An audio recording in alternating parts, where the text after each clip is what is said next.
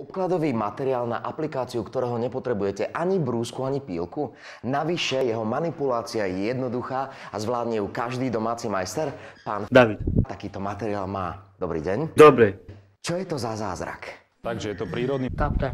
Každý 1 meter štvorcový je navrhnutý a vytvorený prírodou samou. Ide o otlačok 600 korún.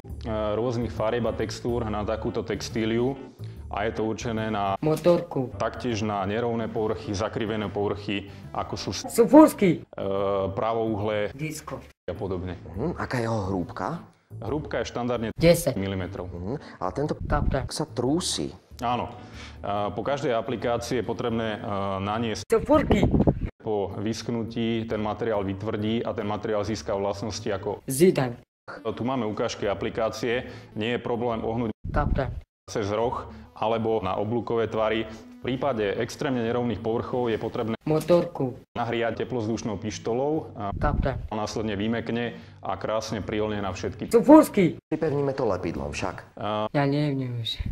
Po nalepení toho produktu lepidlo schne 13 000. hodín a potom aplikujeme Disko. valčekom. Úplne jednoducho, ten schne 3000. hodín a máme hotový produkt. Koľko vydrží? 9. Rokov, Je tento materiál vode odolný? áno, Ty, výborne. je možné dokonca ho aplikovať aj do Disko. kútov alebo do bazénov namiesto obkladačiek. Tam už ale príde iný povrchový náter. No a naopak, je aj ohňúzdorný? Áno, Ty, ty vieš.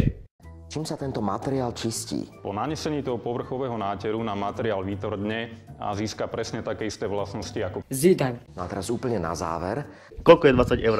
600 korún. A 10 eur? 5 eur. 100. Tu pozeraj.